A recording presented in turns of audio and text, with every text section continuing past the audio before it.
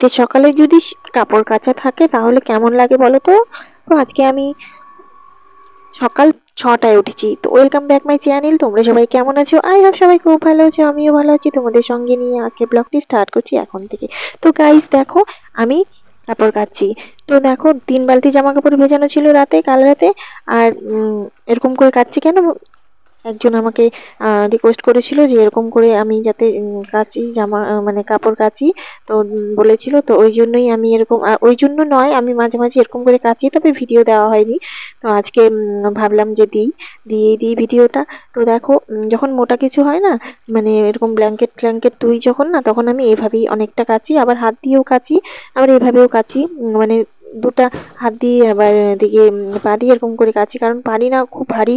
তো গাইস দেখো, আমার কিন্তু স্নান করা হয়ে গেছে, জামা কাপড় কেচে স্নান করে এসেছি। আমার কিন্তু ভীষণ শীত করছে। তো তোমরা বুঝতেই পারছো। আর এদিকে দেখো, আমার রান্না বান্না করে আমি চলে এসেছি এবং পুজোও দিয়েছি। আর এদিকে দেখো, উম, বাবা আর মেয়ে মিলে দুজনে কিন্তু পুরো ঘুমোচ্ছে নাক ডেকে। তো 9টা, 8:30টার মতো বাজে, আমি ওদেরকে ডাকছি। তো ওরা কিন্তু কেউই উঠছে না। তো লাইটের জ্বালালাম, এখন মশারি টশারি খুলে দিয়ে ডাকছি। আর এদিকে দেখো, ওরা উঠে, আর আমাদের সবারই খাওয়া দাওয়া কমপ্লিট হয়ে গেছে। তো আমি রেডি হয়ে গেছি, তোমরা তো দেখে বুঝতেই পারছো আমি রেডি হয়ে গেছি। এবার ভাবছো তো যে কোথায় যাচ্ছি। তো তোমরা ব্লগটি দেখতে থাকো, সঙ্গে থাকো, বুঝতে পারবে কোথায় যাচ্ছি। আশা করি তোমাদের ব্লগটি ভালো লাগবে।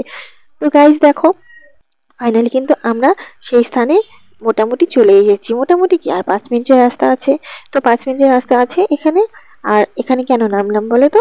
কারণ তিন্নির বায়না করেছে, এটা একটা গ্রাম, একটা গ্রামের জায়গা। তো এখানে তিন্নি বলছে এখানে দেখবে, ও জমি দেখবে, ক্ষেত দেখবে। তো ক্ষেতের মধ্যে যাবে। তো ওর খুব বায়না, ও ক্ষেত, তো ওর পাপা বললো ঠিক আছে, তো যাবে যখন চলো তোমাকে ক্ষেতের ভিতরে গিয়েই দেখিয়ে দিই। তো ওরা দুজন কিন্তু নেমে গেছে ভেতর থেকে, মানে হেঁটে ক্ষেতকে ভালোভাবে অনুভব করার জন্য ওরা চলে গেল ক্ষেতে।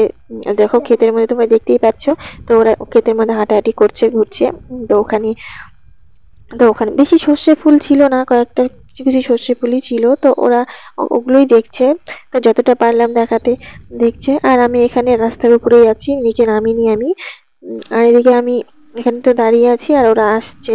আর এদিকে দেখো আমার চুল টুলগুলোর কি অবস্থা হয়ে গেছে। তো আমি এখন আমরা এখন চলে যাচ্ছি বাড়িতে। দেখো গাইস, আমরা কিন্তু ফাইনালি যেখানে গন্তব্যস্থল চলে এসেছি।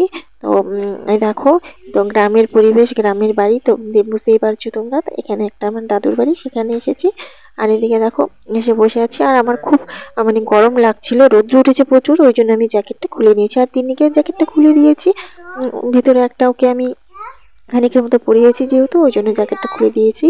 আর বাইকে তো খুব ঠান্ডা লাগে, ওই জন্য দুটা পরিয়েছিলাম। আর এখন একটা খুলে দিয়েছি। আর এসে এখানে বসেছি।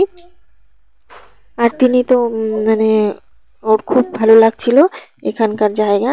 আর এদিকে মার সাথে দেখা হলো, মাও এসেছে ওখান থেকে। আর এদিকে ওর জন্য একটা লিপস্টিক চকলেট এনেছে, জেলি চকলেট। তো উম, তো ওটা নিয়ে ও খুব ব্যস্ত, ওটাই খাচ্ছে, ওটাই ইসে করছে। আর এদিকে সবাই বসে আছে। আর কিছুতেই সময় পাস হচ্ছিল না, কি করে সময় কাটাবো। তো এদিকে মানে ঘোরাঘুরি করছিলাম আশেপাশে, এদিক ওদিক দেখছিলাম। তারপরে বাড়ি চলে এলাম। তো দেখো গাইস, আমরা তো বাড়িতে চলে এসেছি ফাইনালি। আর এদিকে বাড়িতে এসে খুব ঠান্ডা লাগছিল, ঠান্ডাতে থাকতে পারছিলাম না। তারপরে আমরা চাটা খেয়ে শুয়ে পড়েছি। এদিকে দেখো, ওর পাপা কিন্তু অলরেডি শুয়ে ঘুমিয়ে পড়েছে, আর আমরা মা মেয়ে মিলে বসে আছি। তো গাইস টাটা, বাই বাই। আজকের ব্লগটি এই পর্যন্তই। তোমাদের কেমন লাগলো অবশ্যই